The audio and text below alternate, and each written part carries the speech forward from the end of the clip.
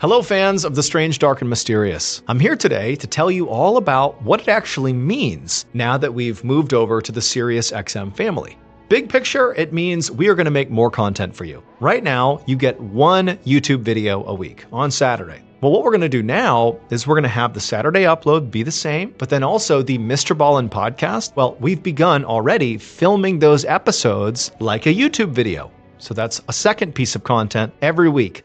Then there's 2 other shows that you guys don't even know about yet, which means on any given week, you could have up to 4 new video pieces of content on the MrBallen's channel. And also, all these pieces of content will double as podcasts as well. This new content schedule is going to start early next year. Also, there's one other thing I want to clarify, which is the state of MrBallen's Medical Mysteries and Redacted. Those shows were created in collaboration with Wondery, but now we're partnered with Sirius, and so we're not going to be making any new episodes of either of those shows. For now, if you want to hear my podcast episodes 1 week early and ad-free, make sure to subscribe to SiriusXM Podcast Plus on Apple Podcasts or visit SiriusXM.com/Podcast Plus to listen with Spotify or another app of your choice. Keep on the lookout for more announcements in the coming weeks. Thank you. One day in 2004, a young man was eating breakfast and watching the local news when suddenly this story about a savage murder came on. Now, at first, the young man actually wasn't paying all that much attention to the story, in part because this murder happened pretty far away from where he lived, about 100 miles away. But at some point on the news, the picture of the murder victim flashed across the screen. And when he saw it, he just froze. And for a minute, that's all he did. He just stared at the screen, could not believe what he was seeing. He put his food down, and then he rushed over to his computer, he fired it up, and immediately began searching through the chat log of an old conversation he had had. And after scrolling for a little while, he eventually found what he was looking for, and at that point, he printed out the entire chat log and rushed to go show the police. But before we get into that story, if you're a fan of the strange, dark, and mysterious delivered in story format, then you've come to the right podcast because that's all we do. So if that's of interest to you, please go over to the Follow Button's house and proceed to eat all their food in their fridge, but put back all the empty containers. Okay, let's get into today's story. On the evening of June 3rd, 2004, a 23-year-old college junior named Jesse Valencia walked into a restaurant in Columbia, Missouri. His friends were already there. They were sitting at a table in the back of the restaurant, and as soon as they saw him, they waved him over. And so Jesse made his way over to sit with them. Jesse was a student at the University of Missouri, and he was majoring in journalism and pre-law. The spring semester had just ended a few weeks ago, and as much as Jesse had loved the semester and he really had enjoyed what he was studying, he was looking forward to some time off. He wanted to see his friends and go to some good parties. Jesse had always been a very outgoing person with a very active social life, but sometimes that characteristic sort of got him in trouble. In fact, just a couple of weeks ago, he had had to go to court over a charge of obstructing a government operation, which he'd picked up 2 months earlier when he refused to leave a house party that the cops were breaking up. And as soon as he sat down at the table with his friends, one of them immediately asked him, like, "Hey, how'd that court hearing go?" And Jesse had said, it didn't go too well. He thought the whole thing was kind of ridiculous, and he had hoped the charge would have been dropped already. But when he had gone to the courtroom, he found out the charge had actually been upgraded. The prosecutor had changed it to obstructing a government operation by physical interference, which was worse. But Jesse said, he still wasn't that worried about it. He said he had pleaded not guilty, and his plan was to fight this thing to the very end, even if it took all summer. However, the reality was this charge was actually the least of Jesse's problems. He had much bigger things weighing on his mind that summer. His longtime boyfriend, Jack Barry, had broken up with him recently, and he was having a very hard time coping with that. Jack had wanted to stay friends, but the reality was, even though, the intention was good, it just made things harder for Jesse, because it meant that Jesse and Jack were still spending quite a bit of time together and still talking and socializing. And while Jack felt like things were over romantically, Jesse didn't feel that way. It just sort of felt like they were perpetually on the verge of getting back together, even though they weren't. And then whenever Jesse would try to talk to Jack about, maybe trying to make things work again, Jack would immediately just turn him down. And so the whole situation was just really difficult. And so without Jack anymore, Jesse had become very lonely. And he had been trying to fill that void with random hookups, meeting guys online and inviting them to the hotel where he worked as a night clerk, but for the most part, it was sort of shallow and didn't mean anything. At one point, Jesse had been having this secret affair with an older man, which had been exciting, but deep down, what Jesse really wanted was just a real relationship, like he had had with Jack. And these random hookups were not that.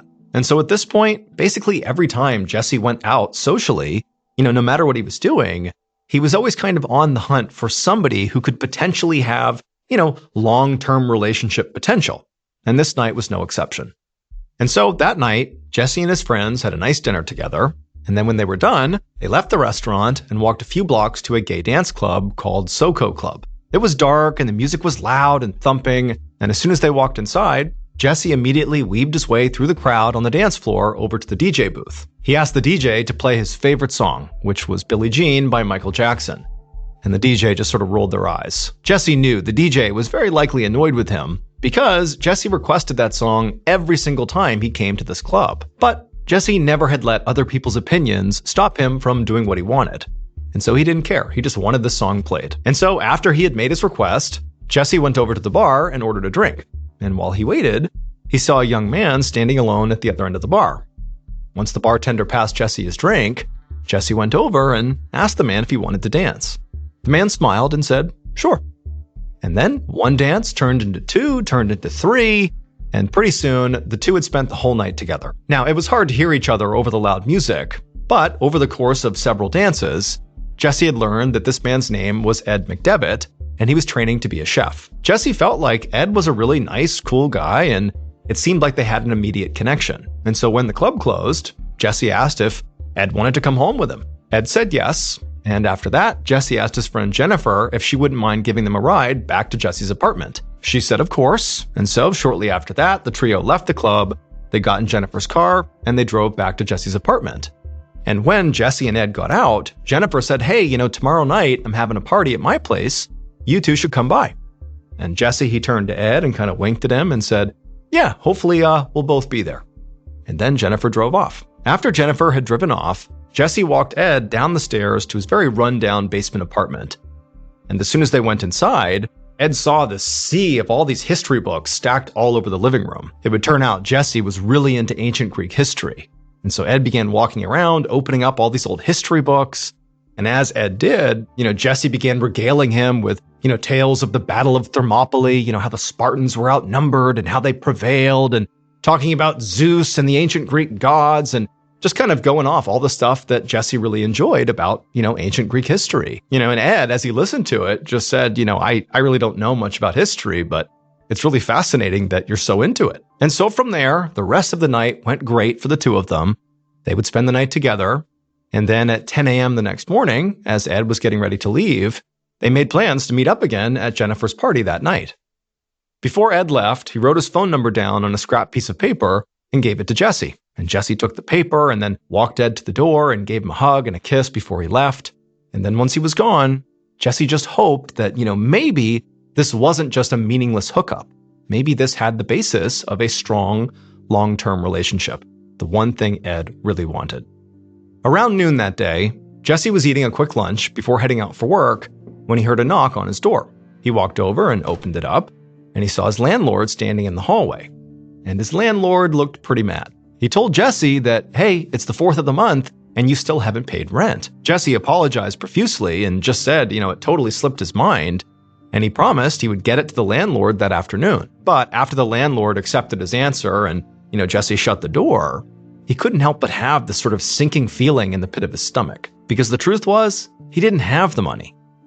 Jesse had grown up in a very poor family in a small town in Kentucky. He was actually the first person in his whole family to go to college, and he had paid his bills by working as a hotel clerk, the same job his mother had had back home. Now, Jesse loved his family, and he spoke to them basically every single day. He would call them all the time. But at the same time, he had always felt so trapped in his conservative, ultra-religious hometown. So he had left and tried to sort of reinvent himself as someone new, the kind of person who can do anything and go anywhere. And so even though he had done that, it would turn out that making real money was something that he just hadn't quite figured out yet. Before Jesse left for work that afternoon, he scrounged up all the cash he could find, but it still wasn't enough to make rent. He dropped the cash in the landlord's mailbox anyway, with a note promising he would get the rest of it together in a couple of weeks. Then he walked to his job at the campus inn and spent an uneventful evening behind the front desk, counting down the hours until the end of his shift. And as soon as the end of his shift came, when the clock struck 11 p.m., he bolted home and immediately changed clothes before heading out to Jennifer's party, where he was supposed to meet his new love interest, Ed McDevitt. However, when Jesse walked into that party, he didn't see Ed. He did a lap around the apartment, checking every room, but he wasn't there. And so Jesse just grabbed a beer out of the fridge and began chatting with Jennifer while he waited. But after a while, he checked his watch and realized that either Ed was running really late or he just was not coming. So, trying to tell himself that it was not quite time to be disappointed, maybe there was an explanation here, Jesse went outside and called the phone number that Ed had written down on that piece of paper that morning. Now, this phone number was for a landline phone, and so, Jesse, he punched it in, and he listened, and it rang for a few beats, and then somebody picked up, and it was a guy, but it was not Ed. It was somebody whose name was Mark Butler, and, Jesse had never heard of this guy, and he asked, where's Ed? And Mark explained that he was Ed's roommate, and that actually Ed was asleep right now. He had to work in the morning, and so he had decided actually not to go to the party, to Jennifer's party. He just wanted to sleep. Now, as Mark was telling him this, Jesse was trying to make sense of okay, is Mark like Ed's boyfriend or something? Are they together, or are they just roommates? And also, Jesse couldn't help but feel like Mark clearly did not want to be talking to Jesse right now. It was pretty clear in his tone that he was trying to just get off the phone. But Jesse was not ready to just, mail it in here. He wanted to see Ed. And so he told Mark, well, hold on a minute. Can you please go wake him up? I need to talk to him. And at first, Mark was like, no, he's asleep. He has work in the morning. He does not want me waking him up. But Jesse was relentless and just begged Mark to please, just for a second, put him on the phone. And eventually, Mark relented. About a minute later, a very groggy-sounding Ed hopped on the phone, and as soon as Jesse heard his voice, he was so excited, and he basically pitched Ed hard on why he should not go to bed and come out to this party, and that he really wanted to see him. And also, hey, bring your friend Mark too. That was fine. Now, it's not really clear if Ed was excited about this idea, but he would eventually say, fine, I'll come out and meet you, and I will bring Mark. When they got there, Mark would only stay at Jennifer's party for a little while before he headed out on his own. But Ed and Jesse, they would stick around until about 2 a.m. At that point, they would leave Jennifer's house and go to another party across the street. At around 3 a.m. though, Ed said he really did have to get going. It was so late, he had to get up in the morning, he had to go. And so at this point, Jesse understood that this was reasonable. And so he walked him out to the sidewalk and then asked him if, hey, do you want to come over to my place? But Ed said, no, really, I have to get home. I have to go to bed. However, before Ed did finally leave, the two of them would make plans to see each other in just a couple of days. After Ed had taken off, Jesse wandered across the street to say goodbye to Jennifer, and then after that, he began making the walk to his own apartment. And as he was making this short walk to his own place, he began to think that he didn't want to go home alone. If Ed didn't want to come over, well, he was going to find somebody else who would. And so his first thought was to call his ex, Jack. And so Jesse called Jack a few times, and when Jack did not pick up, after all, it's 3 a.m, and they are no longer in a relationship, it's sort of reasonable that he wouldn't, but at that point, Jesse still wanted to see him, and so he walked a few blocks out of his way to make an actual stop at Jack's apartment. Jesse went right up to the door and banged on it, but nobody came to the door. Jack didn't answer. At this point, Jesse began to wonder if, maybe Jack's out with somebody else right now, and he suddenly felt so jealous.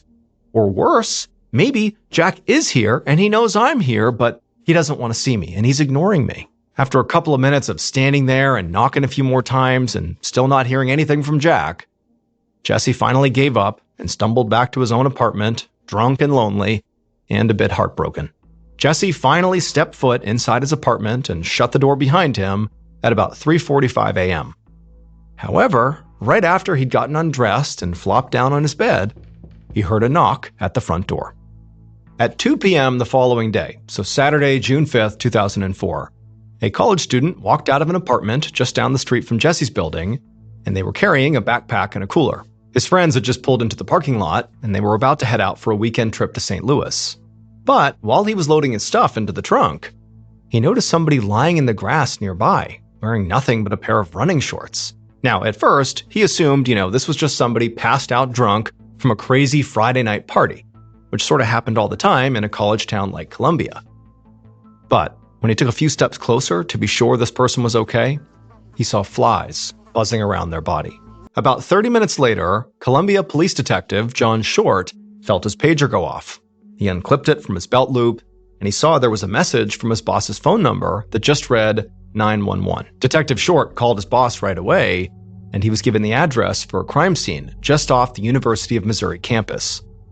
Short drove there, parked his car on the curb, and then walked over to the yellow tape that was keeping crowds of worried neighbors away from this crime scene. Another detective, Tim Geiger, waved to Short and led him over to the patch of grass where the victim was lying. It was a young man sprawled out on his back, and he was wearing a pair of light blue running shorts with no shoes, no socks, and no shirt. And across his throat was this very deep gash. The medical examiner was already there, and she was crouched down next to the body, and she told Detective Short that a few things were already standing out to her. She pointed to the bruises that were all over the victim's face, their arms, and their torso.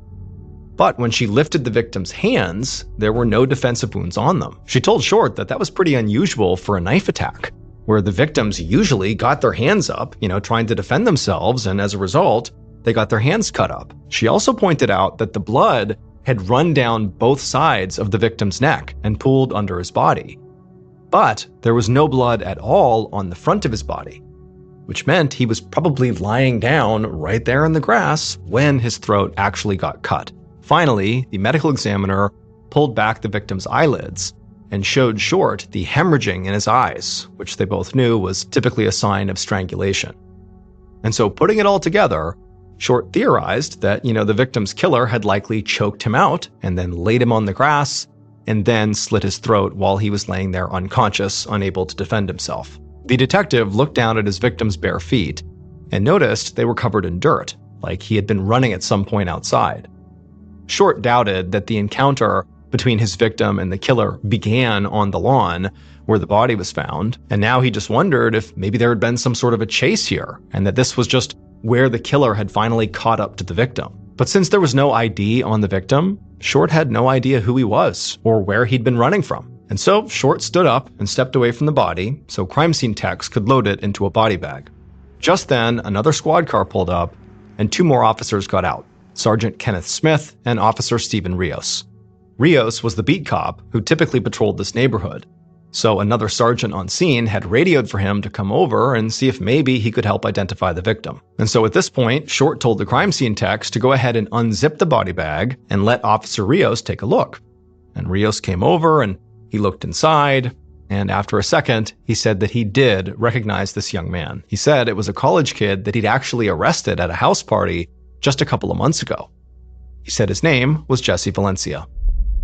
And so, less than an hour into his investigation, Detective Short now had a name for his victim and some pretty good guesses about how his victim was killed. His next task was figuring out who might have wanted Jesse Valencia dead. So, Short looked up Jesse's address, and he found his apartment building was only a block away, so he walked over there. And while the forensics team went inside the apartment to look for evidence, an officer was posted outside the building to make sure no one came or went until the crime scene was officially cleared. Short walked into the building and headed down the stairs to Jesse's unit. And there, the crime scene tech who was dusting the doorway for prints told him that when they'd arrived, the door was actually already open. And so Short went inside the actual unit and began looking around.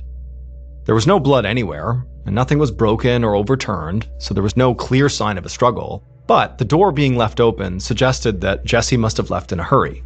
And this certainly matched Short's theory about the fight between Jesse and his killer starting in one location and ending on the lawn. Short figured that, Jesse must have run out of his apartment in a panic and made it a block away to that grass before his killer finally overtook him. And so as Short began to consider this, he also started to think, okay, well, Jesse, who appeared to be in reasonably good shape for his age, if he was chased down and tackled and killed only a block away from his apartment, it sort of suggested that his killer likely was pretty strong and pretty fast. So we're talking about somebody who is in relatively good shape. That's the killer. At least that's the profile he's developed in his mind. And also, the way that Jesse was actually killed, having his throat cut open so violently, it just seemed kind of personal, which suggested that whoever killed Jesse likely was somebody Jesse actually knew. And so with that in mind, Short finished his sweep of Jesse's apartment and then asked a crime scene tech to prioritize getting access to the cell phone and computer that he saw on Jesse's desk. Then he walked out of the apartment and across the hall to the door of Jesse's closest neighbor, and he knocked. A moment later, a very confused-looking young man poked his head out and asked Short what was going on. Short told him that he was investigating a murder and wanted to ask him a few questions. The young man at first just seemed totally shocked and appalled to be hearing this. But then it was like this look of realization washed over his face. He told Short that the previous night, he had actually woken up to the sound of very clearly two grown men fighting in Jesse's apartment. And one of those men was clearly Jesse, because this neighbor heard Jesse clearly saying over and over again, "No, and stop it," to this other man. Now, the neighbor kind of sheepishly said, they didn't actually do anything about this. They actually just kind of banged on their own wall and said, "Hey, stop it over there." And then shortly after that, the noise had stopped, and the neighbor had kind of forgotten about it and gone to sleep, not realizing what he was likely hearing was the beginning of Jesse's murder. The neighbor told Short that when they had woken up that afternoon, he'd actually gone across the hall to apologize to Jesse for being so rude the night before. But the neighbor said he found Jesse's door was open, and he didn't look inside. He felt like that was kind of rude. But what he thought was, okay, maybe Jesse was so drunk the night before, that was part of the reason that he must have been having this fight. And so perhaps he was so drunk, he just forgot to close the door. The neighbor said he did try knocking on the opened door a couple of times, but Jesse never came to the door, and so the neighbor just kind of left it at that and went about their business. And so after hearing this, Detective Short asked this neighbor if he had any idea who the other man was that Jesse was fighting with. But the neighbor said he didn't. Jesse, for the most part, kept to himself, and really the neighbor didn't know Jesse well at all, so he did not know who this other person was. After that, Short thanked the neighbor for the information, then he turned around and headed back inside of Jesse's apartment. And so at this point, Short was convinced that, based on the neighbor's testimony, that whatever fight led to Jesse's death likely did begin in Jesse's apartment. And so now Short just had to figure out who were the people that could have potentially been inside of Jesse's apartment late at night like that. Was this somebody who was a friend, a love interest? Was Jesse trying to kick them out and it spurned a fight? He didn't know, but who were the people in Jesse's life that could have been there late at night? That's what he had to figure out. And luckily, at that very moment, one of the crime scene techs had Jesse's cell phone and he was holding it in the air like he had found something. Now, they wouldn't be able to do a full phone dump until they got it back to the station, and they hadn't even touched the laptop yet. But they had gotten access to Jesse's call logs, and the tech told Short that there was something in there that he definitely wanted to see. Because the last time Jesse used his cell phone, according to this log, it was to call somebody named Jack Berry 7 times between 3 and 3:18 that morning.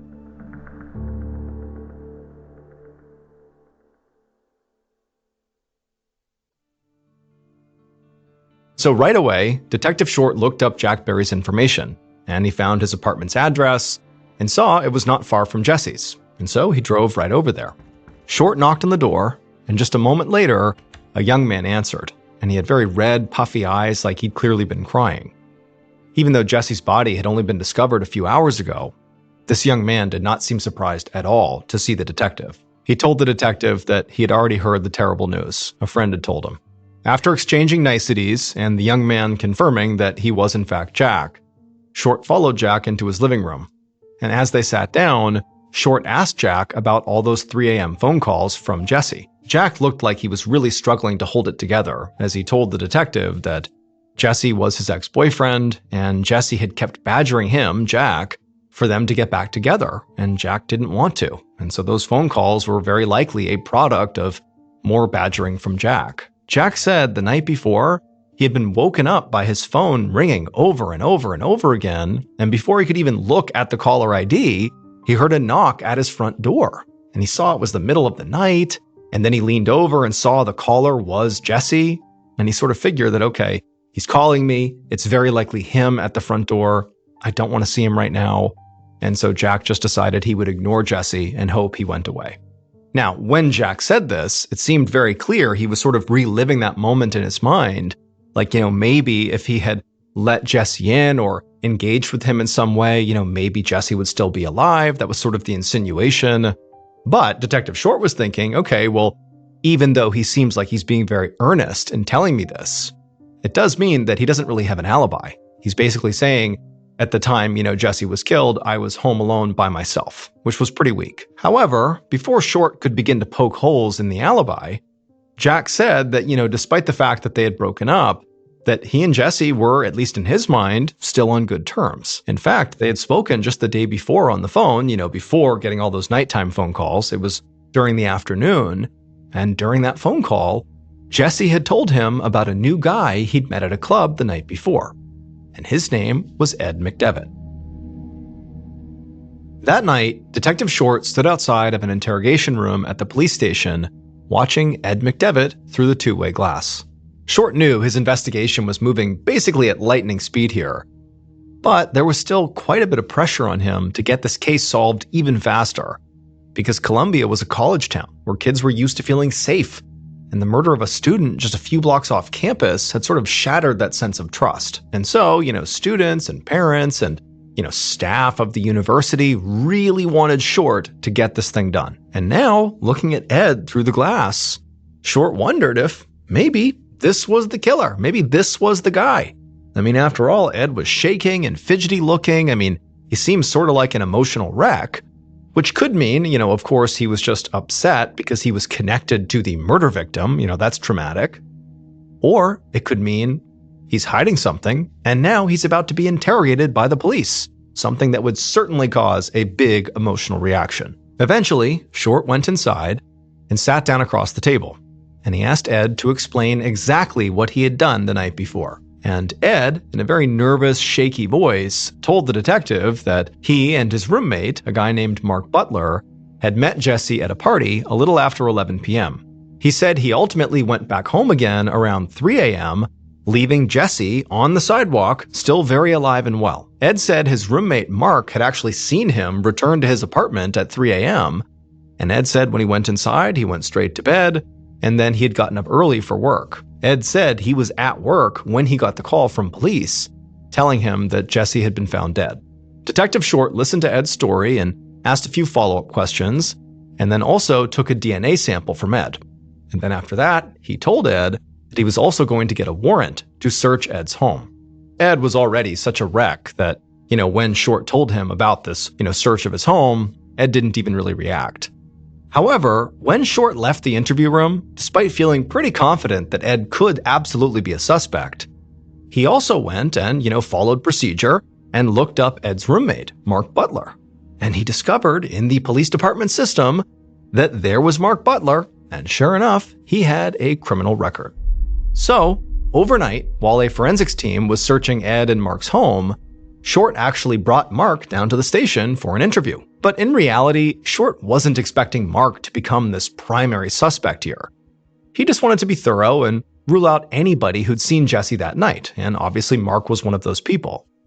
But almost immediately in their interview, Mark started saying some very odd things. He told Short right out the gate that he did not like Jesse, and actually he said point blank that he didn't really care that Jesse was dead. But he also clarified to Detective Short that, he was just Ed's roommate. He was not seeing him romantically, so this had nothing to do with jealousy. He just did not like Jesse. Mark confirmed that he did see Ed when he returned from the party around 3 a.m., just like Ed had said, but Mark had actually not stuck around. He said that after Ed had come back to the apartment, Mark had left to go on a date of his own, and he actually didn't know what time he got back. And so as he was saying this, Short realized that meant Mark was out and about, sort of unaccounted for, at the same time that Jesse was killed. And so obviously, something seemed off about Mark. And so Short took a DNA sample and added Mark to the suspect list. The next morning, Sunday, June 6th, after catching a few hours of sleep, Detective Short gathered his team for a meeting. The mood was tense. Everybody was exhausted and very much on edge from spending nearly 24 hours straight working on this case. But when they went around the room and talked about the flood of leads they'd all followed up on yesterday, it didn't actually seem like they had much to show for it. There were now several suspects in play, but none of them seemed to have a good reason to want to kill Jesse Valencia. Jesse apparently had been hounding his ex-boyfriend Jack about trying to get back together, which Jack did not want. And the multiple late-night phone calls and the knocking on the door unannounced, it just seemed like harassment. So it was possible that maybe Jack had gone over to confront Jesse and things got out of hand. But Jack had told Detective Short that he and Jesse had remained friends after the breakup. And some of the other detectives said that Jesse's friends had said the same thing. The two had remained friends. So it seemed pretty unlikely that things between them would have escalated so much that, somebody got killed. Then there was Ed McDevitt, Jesse's new lover, who had seemed pretty nervous during his interrogation. One of the detectives told Short that while searching Ed's house, they'd found a bag full of chef's knives. And some of them were large and sharp enough that they could easily have been the murder weapon. But Ed worked in a restaurant and was training to be a chef, so owning kitchen knives was hardly a smoking gun. And then as for Ed's roommate, Mark Butler, he did have a criminal past and openly said he did not like Jesse and didn't care that he died. But they'd only met one time, and very likely they would never have seen each other again. So it seemed very unlikely that he would go through the trouble of following Jesse home and killing him. Like, to what end? And so Detective Short was getting really frustrated. He just couldn't make sense of any of these suspects. It was like something was missing here. And so he turned to two of his detectives, Jeff Westbrook and Barbara Cook, and told them to go to some local bars that Jesse frequented and just sort of ask around about Jesse, in case there were other leads that they had not uncovered yet. However, right after Detective Short walked out of that meeting that morning, another detective ran up to him and pulled him into a quiet corner and told him a tip had just come in. And it was so sensitive that they were going to have to keep it under wraps even amongst the investigators. The detective told Short that a friend of Jesse's who lived in St. Louis had called the tip in through Crime Stoppers. He said that he and Jesse chatted online all the time, and that Jesse at one point had told him about a secret affair he was having with an older man. And this older man was actually an officer in the Columbia Police Department.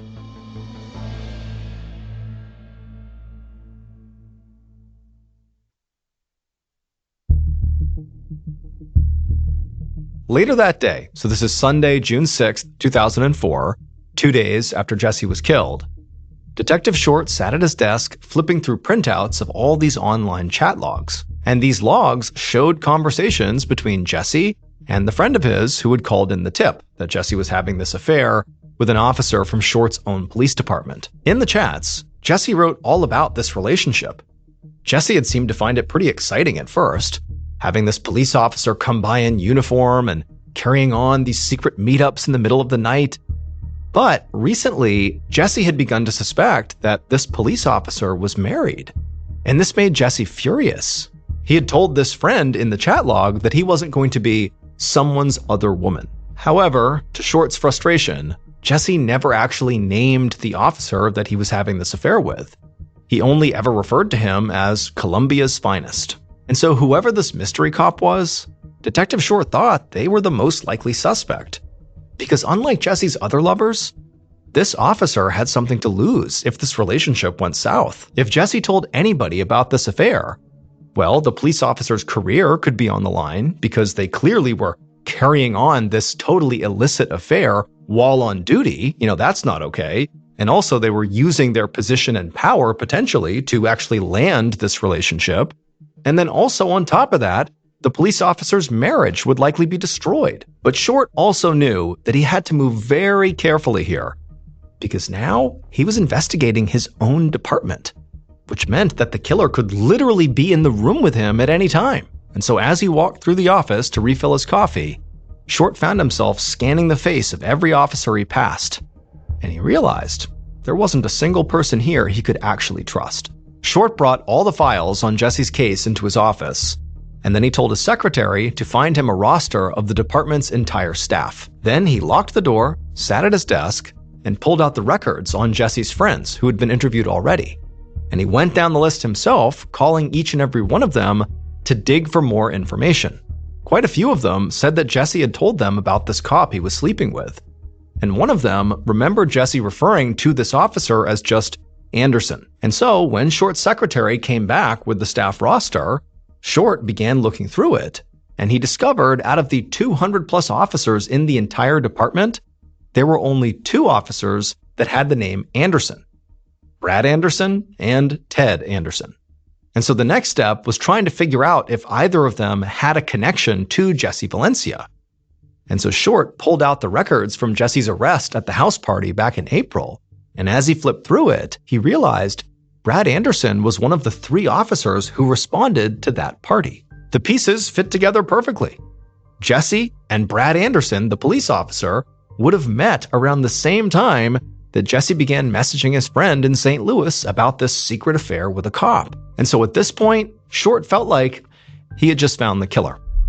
So he grabbed a manila folder off his desk, stepped out of his office, locking the door behind him. Then he did a lap around the whole station, and eventually he spotted Brad Anderson in the locker room, chatting with a few other officers as he put on his uniform. Now, Short wanted to be very careful here, because if Brad Anderson was the killer, he certainly didn't want him to realize he was under suspicion right now. So Short waited in the hallway until Brad walked out of the locker room, and then as casually as possible, Short caught up with him and pulled him aside.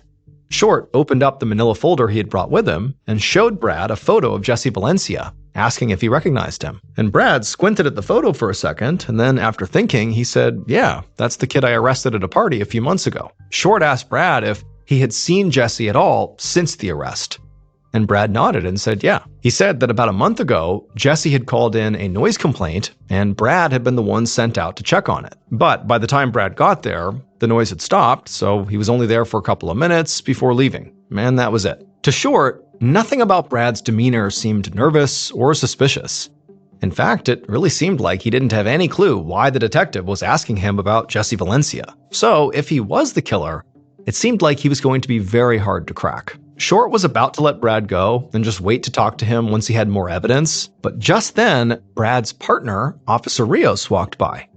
And when he walked by, he looked over and he saw the manila folder with Jesse Valencia's photo inside of it that Short was showing Brad Anderson. And Rios, without even thinking, made this comment under his breath that was clearly directed at his partner. It was like this really in bad taste comment where he was like, "Oh, looks like your gay lover's dead." When Short heard this, he practically sprinted back to his office.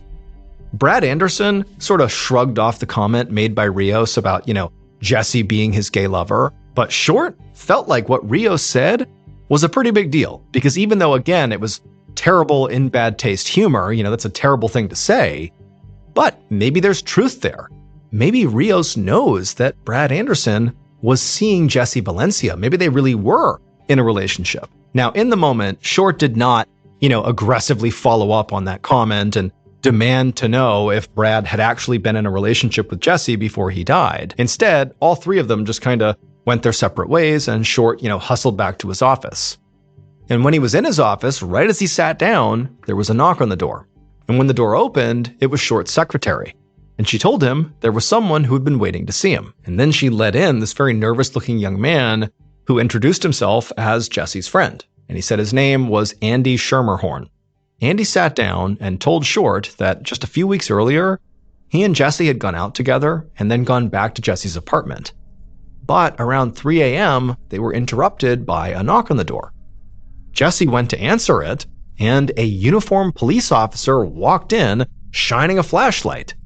And to Andy's surprise, Jesse led this officer right into the bedroom, and he joined them for a threesome. And then after they were done, the cop told Andy, "You better keep this a secret." Detective Short couldn't believe it. The final piece of evidence he needed had just fallen into his lap. Andy said he did not know the officer's name. So Detective Short got out a department yearbook and told him to flip through it to see if maybe the guy he saw that night was in there. But Andy just held up his hand and said he didn't need to do that. And Detective Short was like, "Well, what do you mean? Why can't you do that?" And Andy said, "Well, because when I came in here, the guy I met, he was out in the hall." Based on the investigation that would follow this revelation, the following is what happened to Jesse Valencia in the early morning of June 5th, 2004. Around 3 a.m., right around the time that Jesse was leaving his friend Jennifer's party, Jesse's killer was drinking beers with a few friends after work. And then, just before dawn, The killer wrapped up, got in their car to drive home. But as they were driving, they decided to make a stop along the way at Jesse's apartment. They were expecting another quick, no-strings-attached, late-night secret hookup, but when they got there, Jesse was very drunk and in a terrible mood. Jesse told the killer that he had figured out they were married, and so now he was not interested in them at all. He didn't want to see him anymore. But when he told the killer to leave and the killer refused, Jesse said, "Fine, I'll go to your police chief and I will tell them about our affair." And that's when the killer snapped. If their secret got out, it would cost them everything. So in their mind, they had to silence Jesse before he could ruin them. Jesse tried to run, but he only made it about a block before the killer caught up with him, wrapped an arm around his neck and put him in a vicious chokehold until his body went limp. And then the killer laid Jesse out on the grass, took out a pocket knife, and brutally slashed his throat. And then, on the way home, the killer very skillfully disposed of the murder weapon, ensuring nobody would ever find it, because they knew the knife was the only piece of hard evidence that could ever link them to the murder. After that, they made their way back home, parked in the driveway, and as they were walking up to the front door, they looked up and saw their wife in the kitchen window, preparing a bottle for their baby son. And then just before going inside, the killer unpinned the name tag on their uniform that said Anderson, and they swapped it for another name tag that they had hidden in their glove box. And this name tag was the killer's real name, Officer Steven Rios. Rios was Brad Anderson's partner. He was the one who identified Jesse's body at the crime scene and made that awful comment about Brad Anderson's gay lover. It's believed that Officer Rios was lying to Jesse about his name, and in fact, he actually stole the name tag not of Brad Anderson, but of the other Anderson, Ted Anderson. He was using his name tag and parading around like he was him whenever he was with Jesse. Rios was arrested, and in May of 2005, almost a year after Jesse's murder, he was found guilty of first-degree murder. But after an appeal, he got a new trial, and the charge was reduced to second-degree murder. However, he was still found guilty and was sentenced to life in prison.